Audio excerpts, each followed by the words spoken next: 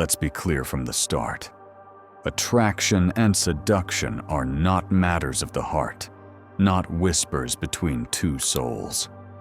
Seduction is about power, the kind of power that doesn't ask for consent, the kind that sneaks into your mind, weaving a narrative you don't even realize you're following. This isn't about flowers, poems, or stolen kisses. This is psychological warfare. And you, like everyone else, have been its unwitting participant. Casanova was more than just a lover. He was a master of influence. He didn't seduce with charm alone, nor did he rely on the softness of affection. No, he used something far more dangerous: your mind. What Casanova understood that few do is that seduction isn't just about attraction. It's about control. It's about reprogramming the way someone thinks, feels, and behaves. The power to manipulate, not through force, but through a subtle dance of psychological cues and emotional resonance. You think you're in control, don't you? But they understand what you don't. Control comes not from submission, but from the illusion of freedom. Simone de Beauvoir and Jean-Paul Sartre, two minds that saw the world in a way most never do, explained it perfectly. Sartre said, "Humans are condemned to be free, yet most of us surrender that freedom without ever realizing it. We let others define us, let them tell us who we are, what we want, and how we should live." They, the influencers, the media, the systems that surround you, use this surrender to their advantage. They feed on it. They thrive on it. You may think you're making choices, but each of those choices has been subtly shaped by external forces. They have crafted the world you live in, and they know exactly how to seduce your will. It's not love, it's control. The other defines who you are, who you should be, and who you should desire. The trap is simple. You become what they want you to become, never questioning why. So, what if you could step out of their grasp? What if you could recognize their games and reclaim your freedom? Let's explore the science and philosophy behind the seduction equation, where your mind is the battlefield, and the stakes are nothing less than your very sense of self. You assume influence comes from speaking loudly, from power, confidence, maybe even good looks. But the true masters of persuasion, the ones who don't just get your attention, but quietly own your behavior, understand something deeper. Casanova wasn't a lover. He was a strategist, a manipulator, a tactician of the soul. He didn't chase affection. He engineered it. Every word he spoke, every silence he held, it was calculated, designed, precision crafted to disarm your defenses before you even knew they were up. What he understood, long before it had a name, is what modern psychology now reveals as the architecture of influence. Robert Cialdini's laws of persuasion weren't new. Casanova lived them. Reciprocity. He gave attention so you'd give loyalty. Scarcity. He created the illusion that time with him was rare, precious, finite. Social proof. He wove narratives of desire around himself, so others would desire him too. You think you're immune to these things? You're not. Because they, the modern Casanovas, have mastered this art on a mass scale. Algorithms, advertisements, influencers. They mimic these strategies with surgical precision. But the real weapon? Mirror neurons. Giacomo Rizzolatti uncovered the mechanism, but Casanova used it before it was ever observed. When he looked at someone, he didn't just listen. He mirrored, reflected their tone, matched their movements, adjusted his pace to their rhythm. And in doing so, he became them. People didn't fall for Casanova. They fell for themselves, seen through his eyes. They do the same. Social media mimics your behavior, your preferences, your desires. You see yourself reflected everywhere, and in that reflection, you lose track of who you really are. They don't need to convince you. They just need to show you a better version of yourself. Edited, curated, echoed, and you'll follow. Emotional intelligence is the final tool. Daniel Goleman gave it a label. Casanova gave it life. He didn't overpower. He didn't demand. He sensed your fears before you spoke them. He touched your longing before you understood it. He shaped the emotional field around him like an artist bending light and shadow. And now? Now, they use data instead of glances, algorithms instead of empathy. But the result is the same. You are being read, interpreted, mirrored, and guided. You mistake resonance for truth. You think you're choosing. But every choice was laid out for you, like a maze you were never meant to escape. Casanova didn't seduce bodies. He seduced identities. And if you don't learn how influence works, you'll never know when your will becomes theirs. This isn't about love. It's about control wrapped in affection. And you were never taught to tell the difference. You think seduction is about desire, but it's not. It's about vision, being seen, and more dangerously, being defined by that gaze. The power of seduction lies not in what they want from you, but in what you want to become in their eyes. Jean-Paul Sartre called it le regard, the look. The moment someone sees you, you are no longer just being. You become a thing, an image, an object, a story they write in real time. You shift, you adjust. You try to become worth seeing. And in that moment, you are no longer free. That's what they understand. They don't seduce with who they are. They seduce by reflecting who you wish you were. And you fall for it, not because of their power, but because of your willingness to surrender yours. You slip into bad faith, Sartre's term for the quiet lie you tell yourself to escape responsibility. You pretend you have no freedom because freedom means uncertainty. It means being responsible for your choices. But if you become what they want, if you wear their expectations like armor, you don't have to choose. You just play the role. Simone de Beauvoir understood this dynamic more intimately than most. In The Second Sex, she explained how women are made the other, not by choice, but by systems that define them in relation to men.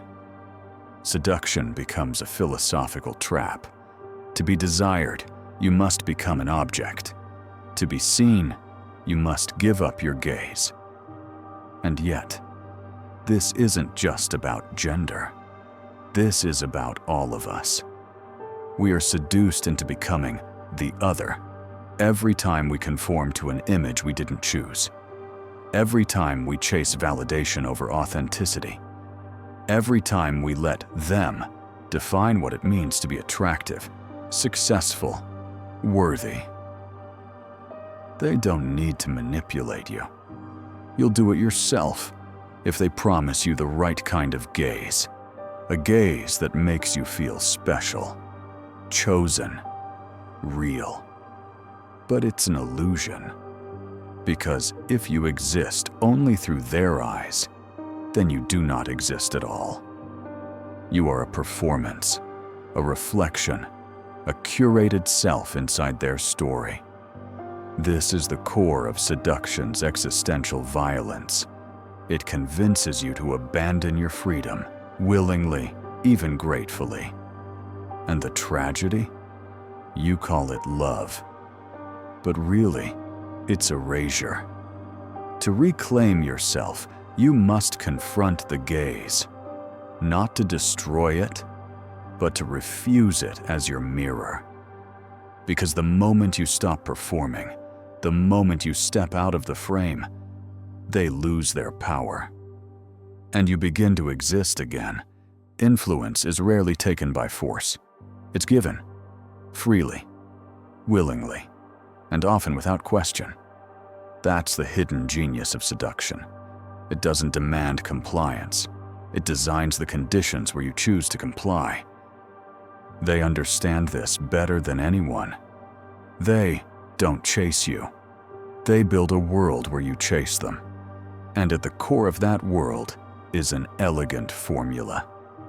A mechanism that blends psychology, philosophy, and manipulation into a seamless experience. This is the seduction equation. Perceived freedom plus projected ideal plus emotional hook equals influence. Let's break it down. Perceived freedom. You have to feel like it's your idea. That's the trap. They never appear to control you. Instead, they design a path where every choice feels like yours. Sartre said we are condemned to be free. So they weaponize that freedom. They give you doors to open, knowing they built every hallway behind them. You believe you're choosing, but it's already been chosen for you. Projected ideal. They don't just mirror you, they become who you wish you could be. Casanova knew this. He became a fantasy, carefully sculpted from your desires. And so do modern influencers, ideologues, lovers, leaders. They don't seduce by showing who they are. They seduce by becoming your reflection, upgraded. Jean-Paul Sartre called it existence before essence. You are always becoming, but they offer you a shortcut. Be this, want this, become this image. And you chase it because it feels like coming home. Emotional hook. None of it works without a hook. Validation, belonging, power, fear of being alone. They attach the illusion to a core need, and suddenly it's not just appealing, it's urgent. Emotional urgency bypasses rational thought. As Daniel Goleman revealed, emotional intelligence isn't just about managing feelings. It's about guiding others through theirs. They guide you expertly, not toward truth, but toward attachment.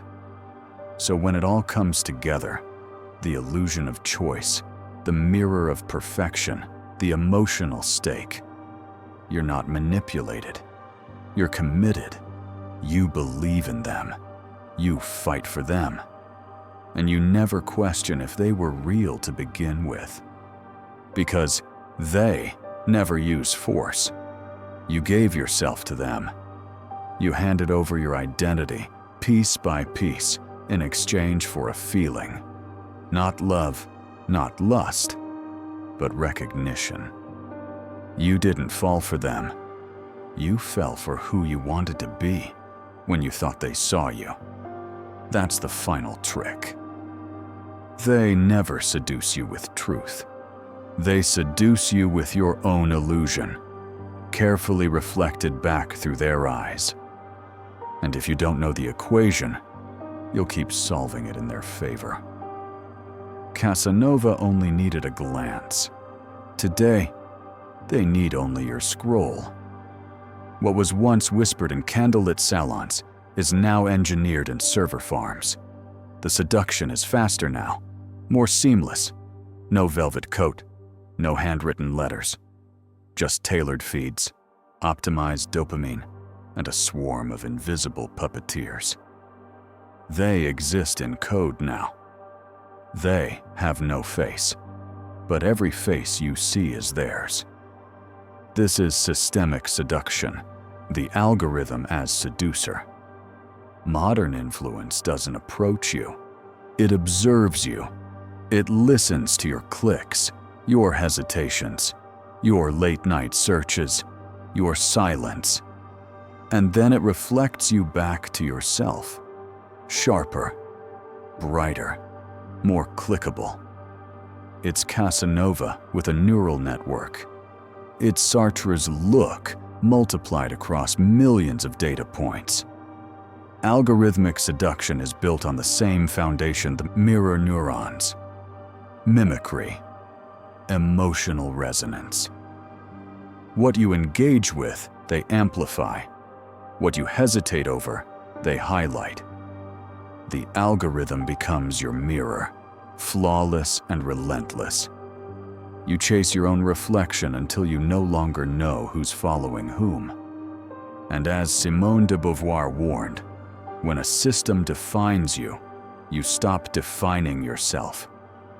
You become the other again, this time not in someone's eyes, but in a spreadsheet, a demographic, a predictive behavior model. You feel seen, but only as a pattern. You feel desired, but only as a customer. You feel connected, but only through signals designed to harvest your hunger. And they don't seduce with love anymore. They seduce with outrage, with fear, with urgency. Every click is a micro-emotion. Every swipe is a confession. Every post is emotional bait, engineered to hijack the parts of your mind that once knew freedom. You stop acting in good faith. You become reactive, obsessive. Your identity bends toward whatever triggers you most. That's the existential trap. You think you're choosing, but you're just responding. They'll know what you want before you do, and they will keep feeding it until your will is too soft to remember it ever existed. So what was once seduction by candlelight is now seduction by code. They don't need to touch you to own you, because when desire becomes predictable, it becomes controllable. And when you trade agency for attention, you don't just lose time, you lose yourself, unless you remember the trick, unless you break the mirror, unless you reclaim the gaze. And stop letting them define what you see when you look back. The most dangerous seduction isn't romantic. It's the seduction of being defined. They don't need to conquer you. They only need you to forget that you were ever free. But there is a way out. A rebellion not of noise, but of stillness. Not of slogans, but of sovereignty. You resist seduction not by rejecting others, but by returning fully to yourself. Start with what Simone de Beauvoir called authentic reflection. You are not what others see. You are not the curated version of yourself that earns likes, approval, or attention. You are your lived experience, your pain, your choices, your contradictions. So sit in silence. Strip away the filters. Not to become someone new, but to remember who you were before they told you who to be. Next, radical freedom. Jean-Paul Sartre warned us, you are condemned to be free. That means every choice is yours, even the ones you pretend aren't. And when you let someone else define your values, your image, your reactions, you are living in bad faith, a betrayal of your own freedom. To resist seduction, you must own your decisions, every single one. Not as accidents, but as declarations. Then comes the practice of disidentification. You've spent years mirroring others, facial expressions, beliefs, emotional tones. Your brain's mirror neurons were built to bond, but they exploited this wiring. So pause, stop performing. Stop echoing. Speak in a tone that doesn't crave response. Choose in a way that doesn't seek permission. And finally, embrace anti-seduction practices. Silence. No dopamine. Just thought. Solitude. No roles to play. Just presence. Voluntary boredom. No stimulation. Just reality. Rejection of validation loops. No likes. Just clarity. These are not punishments. They are rituals of resistance. Each one interrupts the algorithm. Each one rewires the self. Because the most seductive force isn't another person. It's the illusion of being known. But being known is not the same as being free. They want you agreeable, predictable, dependent. They want your freedom traded for comfort. Your voice softened into mimicry. But the moment you stop chasing the gaze, the moment you stop trying to be reflected and start radiating instead, they lose their grip. You become unseducible. Not because you stopped desiring, but because you finally know what you desire is real. Self-possession is the antidote. When you hold your gaze inward, when you live from your center, no one, algorithm, lover, brand, or system can define you again. Seduction was never just about romance. It was always an existential test. A mirror held up to your soul, asking one question. Will you become what they see? Or will you become what you truly are? Casanova didn't conquer with charm alone. He became whatever his target most wanted to believe in. Not a man, but a reflection. Not a self, but a fantasy. He understood what most still don't. That the most powerful form of control is to let someone believe they're free. Well, they walk exactly where you want them to. They still do this. Every algorithm, every influencer, every ideology, not forcing you, just guiding your gaze, softly, invisibly, constantly. And you followed, you mirrored, you performed, until even your own desires felt foreign, until you couldn't tell the difference between being seen and being seduced. But Sartre warned us, being seen is not the same as being known. And when you live for the gaze of another, you become a thing, an object in someone else's world. And de Beauvoir sharpened the knife. She saw how entire systems turn you into the other, how freedom is stolen, not through force, but through expectation. But the cure, the rebellion, was always radical authenticity. To stop reflecting and start radiating. To stop asking, what do they see in me? And start demanding, what do I see in myself? So here's the question that won't leave you alone tonight. Are you the seducer or the seduced? And more importantly, do you want to stay that way? Because the moment you become aware, the game changes. And they, no matter how beautiful, persuasive, or algorithmically precise, can no longer define you unless you let them.